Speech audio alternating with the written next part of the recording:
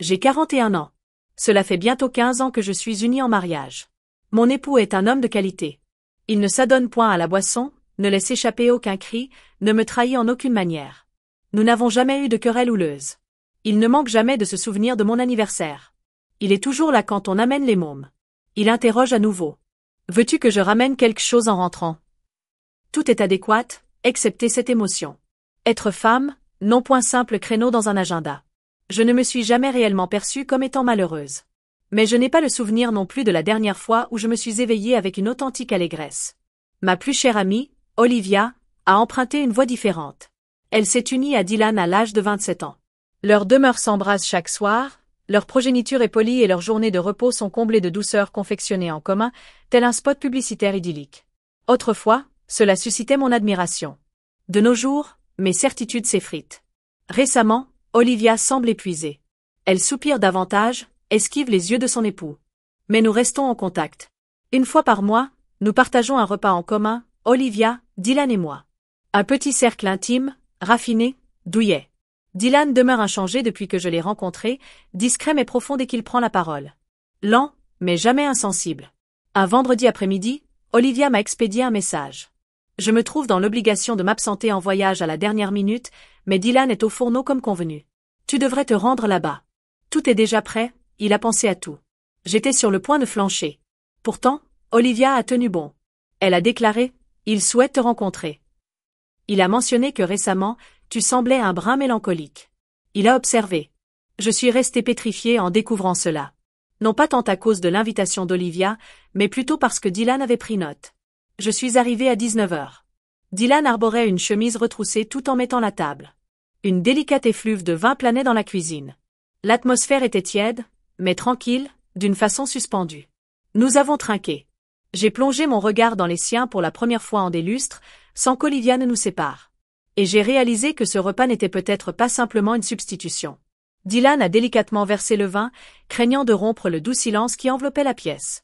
Il a déposé la salade sur la table, m'a invité à m'installer, toujours aussi courtois, prévenant. Mais en cette soirée-là, son regard arborait une lueur singulière. Ce n'était plus celui du conjoint de mon pote, ni celui d'un convive habituel. C'était le regard d'un homme qui percevait une fatigue que même moi, j'avais arrêté de dissimuler. « Comment ça va, en ce moment ?»« Quel est le programme ?» demanda Dylan en prenant place. Une interrogation modeste, mais sa voix résonnait plus grave, plus posée.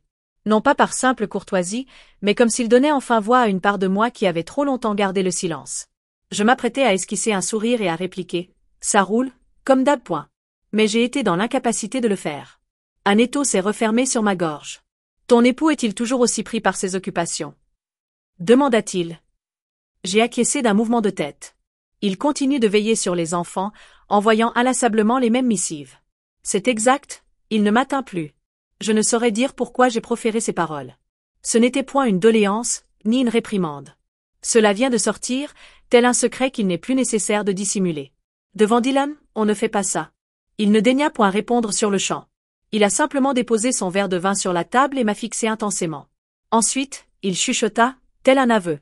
Tu sais, il y a des femmes, elles sont tellement belles, tellement vibrantes.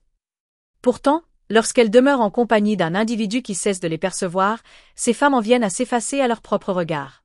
J'ai agrippé les accoudoirs de mon fauteuil. Non pas pour ce qu'il exprimait, mais pour la façon dont il me fixait en le faisant. Tel un confident dévoilant un secret enfoui depuis des lustres.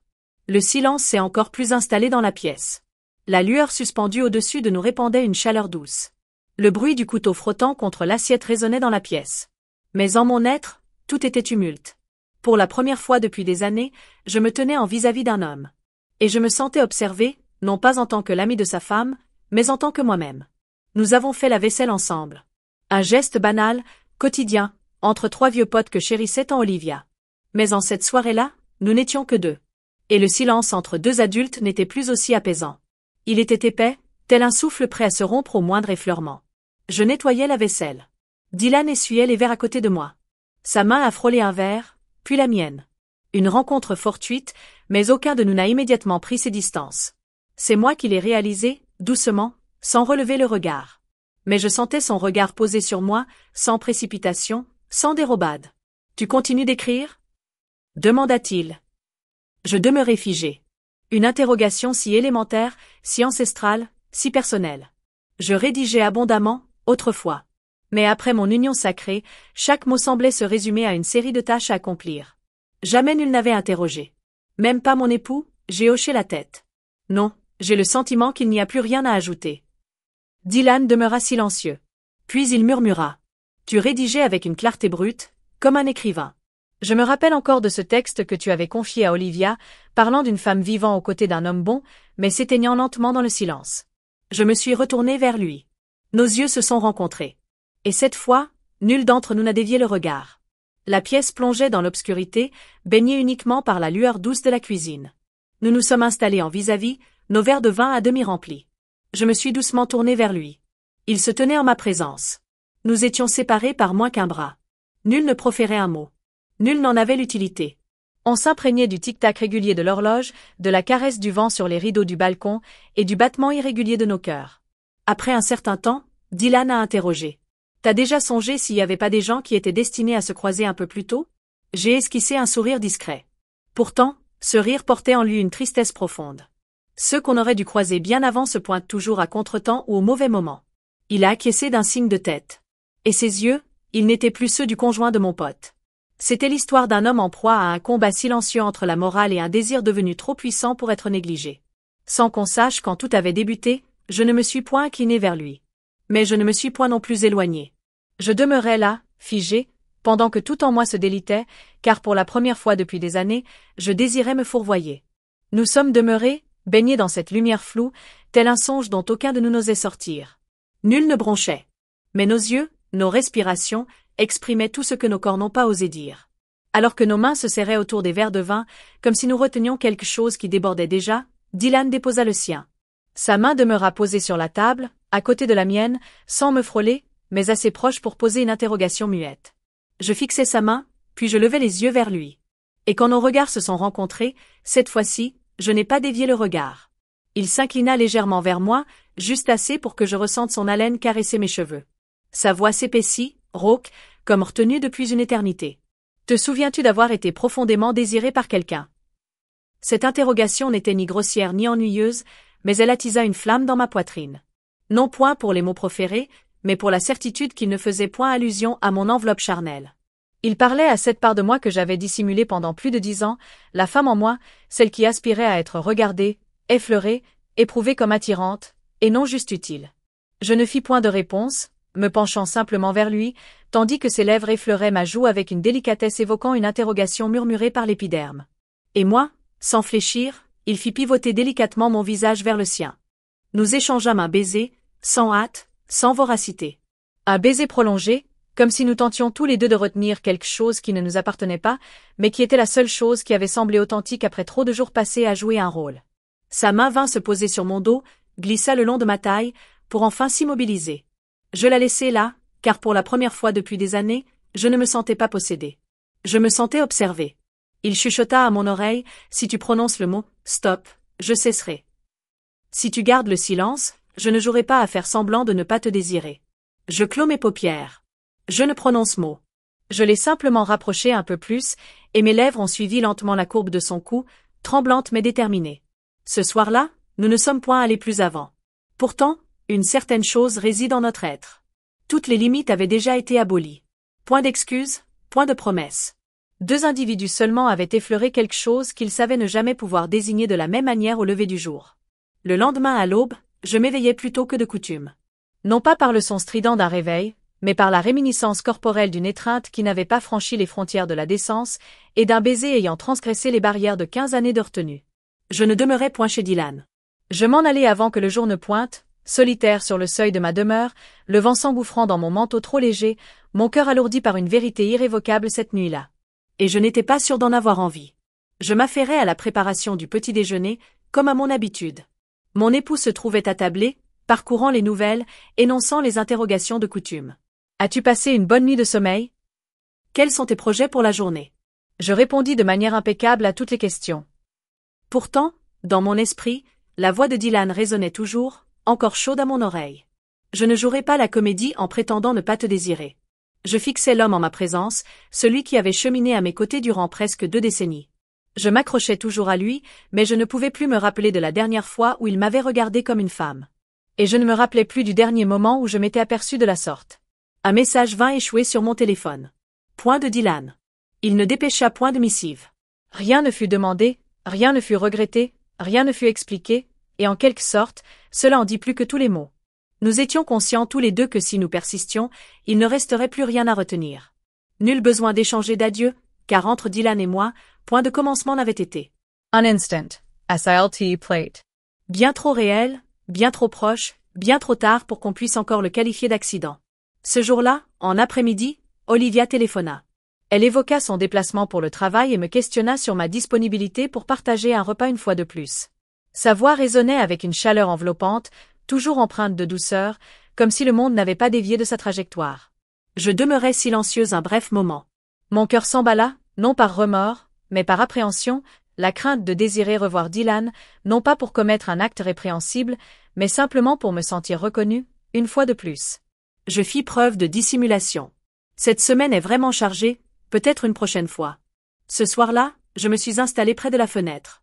La brise caressait le rideau, et une interrogation résonnait en moi, une à laquelle je redoutais de devoir répondre si jamais Olivia venait à la dévoiler.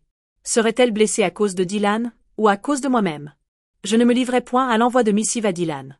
Il ne me recontacta point, non point par indifférence, ni pour oublier, mais car nous avions saisi que certains des instants les plus sublimes demeurent à jamais uniques. Je n'ai aucun regret, mais je n'en tire pas non plus de fierté. Je sais que j'ai dépassé une frontière si ténue qu'un simple souffle aurait pu anéantir tout ce qui donnait sang à mon existence. Mon époux est toujours présent, chaque jour, me questionnant sur l'évolution de la réunion parents-enseignants, de la consultation médicale des enfants. Il ignore tout, et peut-être ne saura-t-il jamais. Mais depuis cette nuit-là, à chaque fois qu'il effleure délicatement mon dos avant de sombrer dans le sommeil, une quiétude silencieuse m'envahit, sans la moindre trace de culpabilité. Cependant, réaliser que ce que je recherche n'est pas simplement un homme bien, mais un homme qui aspire réellement à me comprendre. Je ne me rends plus à la table d'Olivia, je prétexte être prise. Elle continue de m'écrire, de me téléphoner. Toujours la même pote, mais moi, j'ai plus la lucidité pour croiser son regard comme avant. Je maintiens mes distances, non point pour me protéger, mais afin de sauvegarder cette part de moi qui aspire toujours à la bonté. Il arrive parfois, dans l'existence, que l'on se sente attiré par une personne envers laquelle il ne faudrait pas éprouver de sentiments. On perçoit une part de soi si authentique, si longtemps négligée, soudain révélée à la clarté.